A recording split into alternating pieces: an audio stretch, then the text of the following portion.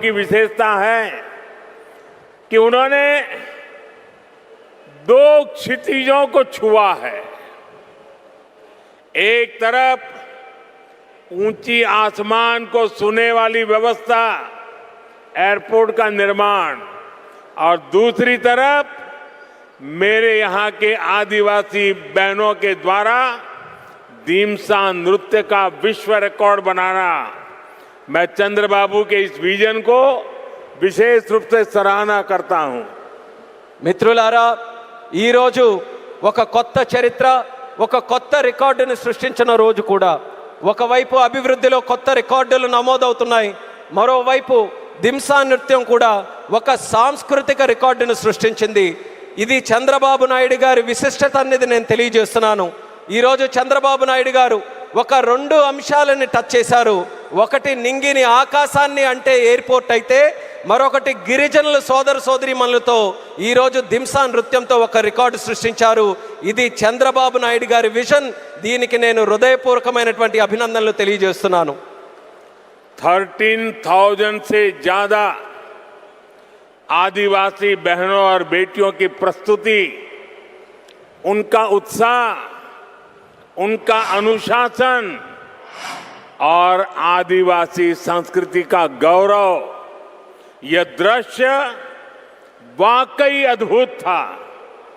इसमें देश की विविधता की झलक भी थी और पीढ़ी दर पीढ़ी सहेज कर रखी गई जनजातीय विरासत भी थी। मैं इस प्रस्तुति के लिए आप सभी का और विशेष रूप से मेरी आदिवासी बहनों और बेटियों का बहुत बहुत अभिनंदन करता हूं। 13,000 మందికి పైగా గిరిజన పిల్లలు మరియు సోదరిమణుల తాలూకా ప్రదర్శన, వారి ఉత్సాహం, వారి క్రమశిక్షణ మన గిరిజన సంస్కృతికి సంబంధించిన ఒక గౌరవం. ఈ దృశ్యం నిజంగా అద్భుతంగా అనిపించింది. దీనిలో మన దేశం తాలూకా వైవిధ్యత కనిపించింది. అలాగే తరతరాలుగా సంరక్షించబడిన గిరిజన వారసత్వం కూడా ప్రతిబింబించింది. ఈ అద్భుతమైన ప్రదర్శనకు మన గిరిజన పిల్లలకు, సోదరిమణులకు, అలాగే ఇక్కడ ఉన్న అందరికీ కూడా నా హృదయపూర్వక అభినందనలు తెలియజేస్తున్నాను. साथियों, ये धरती अल्लूरी सीताराम राजू की धरती है।